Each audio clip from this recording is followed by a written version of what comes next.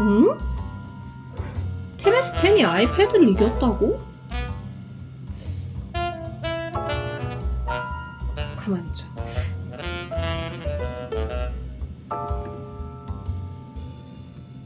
아, 네, 이럴 줄 알았어.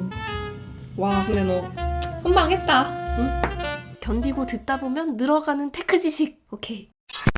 안녕하세요 여러분, 주연입니다. 태블릿 시장의 판도가 흔들리고 있습니다. 최근에 엄청나게 의외의 발표가 나왔습니다. 바로 갤럭시 탭 S10이 시장에서 굉장히 좋은 성과를 보여주고 있다는 발표인데요. 갤럭시 탭 S10은 처음에 나오자마자 많은 비판을 받았잖아요. 그래서 아쉬운 소리 좀 안 나오게 잘 만들어줬으면 좋겠어요. 실제로 제가 한 달 동안 사용해본 갤럭시 탭 S10은 어땠는지, 도대체 시장에서 어떻게 좋은 성과를 내고 있는 건지 지금부터 말씀드릴게요.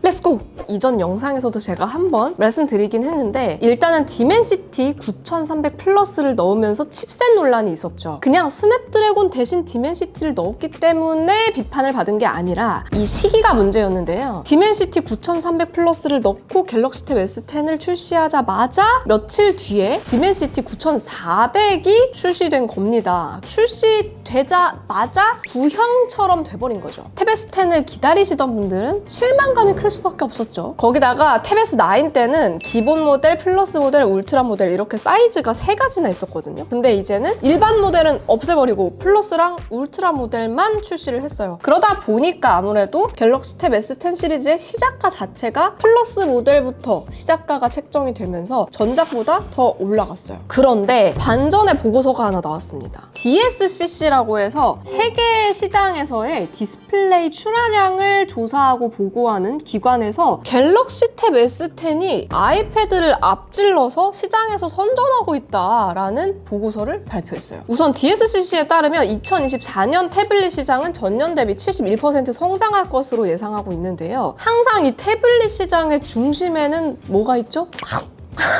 애플이 있죠. 애플의 아이패드 프로가 예상보다 저조한 성과를 보이고 있다는 겁니다. 2024년 애플 아이패드 프로 패널 조달량은 약 570만 대로 예상이 되고요. 이건 당초 예상했던 800만에서 1000만 대 예측보다 더 크게 줄어든 수치입니다. 결과적으로 애플이 플래그십 태블릿 시장의 점유율을 2023년 38%에서 2024년에는 51%로 늘릴 것으로 보이지만 기대치였던 56%를 달성하지 못한 상황이라고 합니다. 그러니까 전년도보다는 늘어난 게 맞지만 예상치보다는 못 미쳤다 라고 보시면 될 것 같은데요. 갤럭시 탭 S10은 어땠는지도 한번 볼게요. 이 그래프를 보시면은 삼성 태블릿이 이렇게 남색으로 표시가 되어 있고요. 보시면 24년도 2분기 이후로 3분기와 4분기에 훌쩍 올라간 모습을 확인할 수 있어요. 애플에서는 오히려 2분기 이후로 떨어지는 락셀을 보이면서 둘이 이렇게 교차되기까지 했죠. 울트라 모델은 전년 같은 시기 대비 41% 판매량 증가를 기록했고, 플러스 모델은 무려 64%나 성장한 결과를 보여주고 있다는 거예요. 그래서 DSCC의 분석에 따르면 삼성의 갤럭시 탭 S10이 2024년 4분기에는 갤탭 S10 울트라가 17%, S10 플러스가 15%, 그리고 11.1인치 아이패드 프로가 15%, 아너 매직 패드 2가 12% 순으로 애플을 제치고 시장 점유율 1위를 차지할 것으로 전망하고 있습니다. 물론 지금까지 말씀드린 이 DSCC의 조사는 OLED 플래그십 태블릿을 기준으로 이루어진 조사이기 때문에 에어나 기본, 미니 모델은 LCD 패널을 사용하고 있기 때문에 이 조사에 합산이 되지 않은 겁니다. 전체 출하량에서는 예상하시다시피 애플이 우세할 수밖에 없겠죠. 그래서 저는 이게 궁금했습니다. 국내 기준으로도 아이패드 모델이 갤럭시 탭 S10에 밀리나? 다나와에 들어가서 봤더니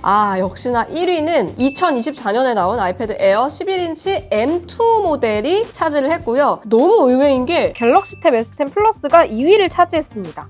그리고 3위에 갤럭시 탭 S9 FE가 자리하더라고요. 그러니까 국내 기준으로도 탭 S10이 초반에 되게 많이 비판을 받았던 것과는 별개로 실제 소비에서는 많은 선택을 받았다는 건데, 당연하게도 퀄리티나 성능 면에서는 아이패드 프로가 더 좋고 선택도 더 많이 받을 것 같았는데, 어떻게 갤럭시 탭 S10이 이런 의외의 결과를 만들어낸 걸까요? 어째서 이렇게 많은 소비자들의 선택을 받았는지 제가 실제로 한 달간 사용하면서 느꼈던 경험을 토대로 한번 장점도 이야기해보고 또 여전히 느끼는 아쉬움까지 한번 정리해볼게요. 먼저 장점부터 한번 이야기해보겠습니다. 저는 일단 탭 S10 쓰면서 제일 마음에 들었던 거는 역시나 디스플레이였는데요. 전작에서 사실 그렇게 많이 바뀐 점은 없어요. 오히려 아쉬운 쪽에 속하긴 하죠. 1년 만에 리프레시인데 그렇게 많이 바뀐 게 없으니까. 그런데 역시나 이 디스플레이 자체가 120Hz 주사율에 색조연율도 너무 좋고, 그리고 이번에 저반사 코팅이 또 들어가면서 야외에서 시인성이나 밝은 곳에서 사용하기도 훨씬 더 좋더라고요. 그런데 이제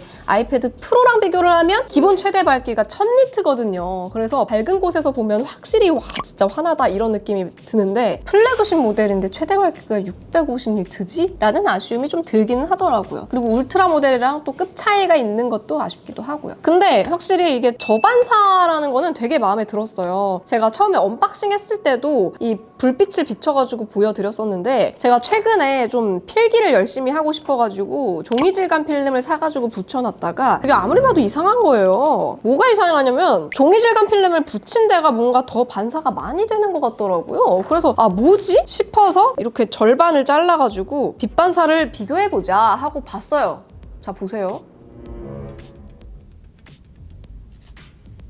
아니, 보통 저반사 필름이나 종이 질감 필름을 붙이면은 반사율이 더 떨어져야 되는데 훨씬 더 빛을 많이 반사하고 있었습니다. 저반사 필름이나 종이 질감 필름을 붙이고 사용하시는 분들 계신다면은 떼고 사용하시는 걸 더 추천을 드리고요. 이걸 떼야 되는 이유는 이게 다가 아니에요. 얘가 이제 종이 질감 필름은 꺼끌꺼끌하잖아요. S펜이랑 사용을 하면은 앞쪽에 있는 이 촉이 말랑말랑한 재질이라서 오히려 좀 더 펜 촉이 너무 많이 달라붙는 느낌이 들더라고요. 이 S펜은 태블릿에 별도의 필름을 붙이지 않고 사용할 때 필기감이 제일 좋았던 것 같아요. 그래서 화면 주사율이나 뭐 색조연율이나 이런 부분들에서 이 디스플레이 자체는 너무 만족스러웠고, 또 디스플레이 크기나 비율에서도 강점이 있어요. 아이패드 모델을 고를 때는 항상 11인치냐 13인치냐를 두고 굉장히 고민을 많이 하는데, 13인치는 너무 크기 때문에 11인치를 사면 메인 태블릿으로 쓰기에는 조금 아쉽다라는 생각이 들 때도 있거든요. 그런데 딱 겔탭 플러스가 11인치와 13인치 사이에 너무 크지도 작지도 않은 크기라서 사용하기에 되게 좋더라고요. 그 다음에 이제 화면이 크다 보니까 이 대화면에서 갤럭시 AI 기능을 쓰는 거는 또 되게 편하더라고요. 제가 쓰고 있는 이 키보드 케이스에 아예 갤럭시 AI 버튼이 들어가 있는데, 이걸 누르면은 이렇게 제미나이를 쓸 수 있게 바로 나오고요. 이거를 보통은 이제 삼성 노트에서 기획안을 쓰다가 뭔가 모르는 게 있는데, 이럴 때 이제 제미나이를 열어서 바로 이렇게 멀티태스킹을 할 때 좀 화면이 확실히 넓고 크고 가로로 길쭉하다 보니까 분할하면 쓰기 되게 편하더라고요. 특히나 저희 새로운 PD님들 최근에 채용하면서 모시고 있잖아요. 면접 진행하고 나서 면접 직후에 막 저희끼리 회의하고 이런 내용들도 그때그때 이렇게 다 타이핑해서 기록하기 되게 어려웠는데, 줄 3개 그어져 있는 이 버튼을 눌러서 보시면 T 버튼이 있어요. 텍스트로 변환하기 버튼인데, 이거를 눌러보시면은 이렇게 음성 내용들을 바로 텍스트로 변환을 해가지고 사용할 수 있게 되어 있고요. 이것도 복사해가지고 바로 노트에 이렇게 붙여놓고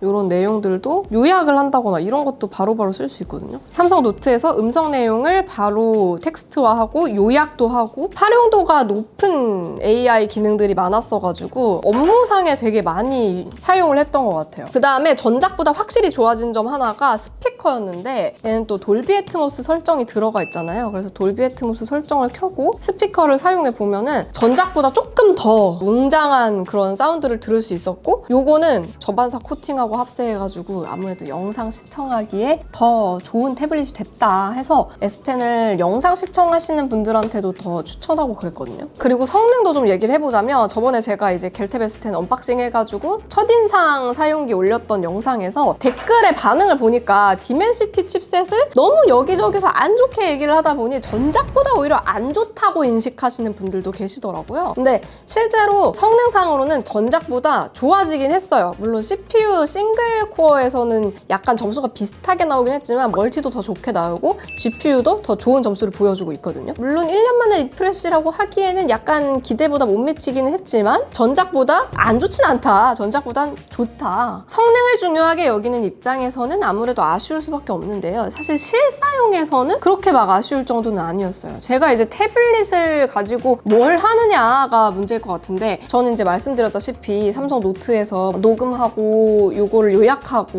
문서화하고 뭐 이걸로 영상 시청하고 영상 편집도 되게 캐주얼하게 하는 기준에서 말씀을 드리다 보니까 일반적인 사용을 하기에는 충분한 성능이었다. 그리고 무엇보다 겔탭의 장점은 S9 때부터 IP68 등급의 방수 방진을 지원하기 때문에 진짜 실사용할 때 너무 편합니다. 물이 묻어도 전혀 문제가 없기 때문에. 그리고 이제 요 포트를 보시면 아시겠지만 외장 메모리 카드로 용량도 확장을 해서 쓸 수가 있어요. 뭐 애초에 태블릿을 막 1TB 모델을 굳이 안 사도 510이나 256GB 모델을 샀더라도 외장 메모리 카드를 사용을 할 거라면 전혀 문제가 없습니다. 그래서 좀 결론적으로 사실 겔탭 S10의 가장 큰 장점이라고 할까? 좋았던 점은 가격 대비 좀 합리적인 가치가 있었다 이 부분인 것 같아요. 겔탭 S10 플러스는 256GB 모델 기준으로 1,248,500원인데 아이패드 프로 7세대 똑같은 용량 256GB 모델은 1,999,900원이거든요. 근데 여기다가 겔탭은 S펜을 그냥 이렇게 구성품에 주지만 애플 펜슬 프로를 구입을 해서 쓰려면 20만 원을 더 얹어야 되잖아요. 그렇게 되면은 가격이 결국 이제 200만 원을 훌쩍 넘어가게 되고 거의 한 90만 원 이상 차이가 나거든요. 와, 그러다 보니까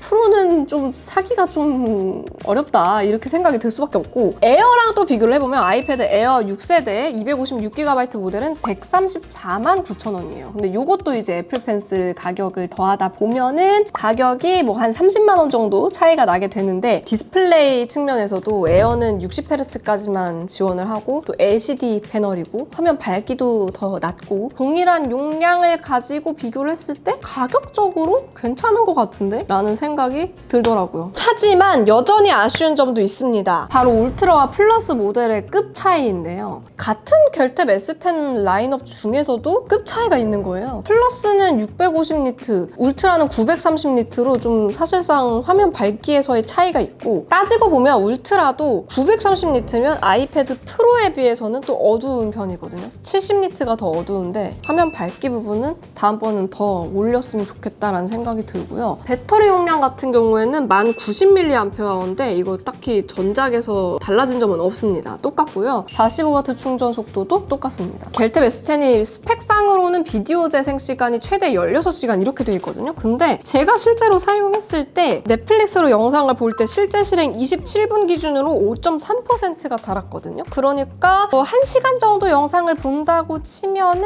12% 정도 닳겠죠. 1시간에 12%면은 실제로 비디오 재생 가능한 시간은 10시간이 채 안 된다는 건데 이게 또 제가 화면 밝기를 최대로 했을 때 기준이 아니라 화면 밝기를 항상 딱 절반 50% 정도로 해놓고 사용했을 때의 기준이거든요. 화면 밝기 절반일 때도 한 9시간 정도 영상 재생하면은 끝날 배터리이기 때문에 S9 울트라나 S9 플러스보다 배터리가 더 좀 빨리 닳는 것 같다라는 느낌이 들더라고요. 그래서 다른 사용자분들의 후기도 좀 찾아보니까 이 삼성 멤버스 앱에 이런 글이 있더라고요. 겔탭에서는 배터리가 너무 빨리 소모되는 것 같지 않냐. 삼성 노트만 사용해도 5분의 1%씩 닳더라고요 라는 후기도 있더라고요. 근데 실제로 제가 삼성 노트를 많이 활용을 해봤기 때문에 삼성 노트를 실제 실행 시간 1시간 동안 사용했을 때 이것도 화면 밝기 50% 기준 8.9%가 닳았기 때문에 5분의 1%씩 닳는 정도는 아니었습니다. 물론 화면 밝기를 최대로 하면은 달라지겠지만 그 다음에 무게도 울트라 모델은 사실 700g으로 꽤 무거운 축에 속하고요. 플러스 모델 같은 경우는 그래도 좀 가벼운 편인데 플러스 모델에 키보드까지 붙이고 펜도 붙였을 때 무게가 꽤 무겁거든요. 보이세요? 1105g이 나오기 때문에 이 정도면 이제 거의 LG 그램에 견줄 만한 무게죠. 그 다음에 여전히 조금 아쉬운 부분인데 11인치 모델이 없어졌다는 거 좀 아쉽긴 하더라고요. 근데 아무래도 한 번 없앤 거를 다시 넣는 거는 쉽지 않아 보이고 아쉬우신 분들 댓글로 어필해주세요. 혹시 또 부활할 수도 있으니까. 그리고 마지막으로 요거 한 번만 더 짚고 갈게요. 다음번에는 진짜 다시 이런 선택은 하지 말았으면 좋겠는 마음이 큽니다. 바로 리프레시 될 칩셋을 넣어가지고 신형인데도 뭔가 구형을 사는 듯한 그런 느낌이 들었잖아요. 물론 멀티나 GPU에서는 올라가긴 했는데 싱글에서 똑같아 버리니까 좀 이렇게 김 빠지는 느낌이 들더라고요. 자, 아무튼 이 갤럭시 탭 S10은 출시 초기에 엄청 비판을 많이 받았었는데 명확하게 강점도 있고 또 아쉬움도 있는 제품인 것 같아요. 일반적인 가벼운 사용자들이나 삼성 생태계에 익숙하신 분들한테는 역시나 매력적인 선택지인 것 같아요. 그런데 이제 애플 실리콘에 비하면은 역시 프로세서의 성능 면에서 아쉬움이 있을 수밖에 없는 것 같아요. 항상 좀 그래왔고 그러다 보니까 어떤 용도로 쓸 것이냐, 높은 성능이 필요한 작업들을 할 것이냐에 따라서 오히려 적당한 가격대에 적당한 선택지가 될 수 있는 거죠. 혹시나 사용하고 계시는 분 있으시면 여러분의 후기도 댓글로 많이 남겨주시기 바랍니다. 오늘 리뷰가 도움이 되었다면 구독, 좋아요 눌러주시고 저는 다음 영상에서 또 만나요. 안녕! 바이!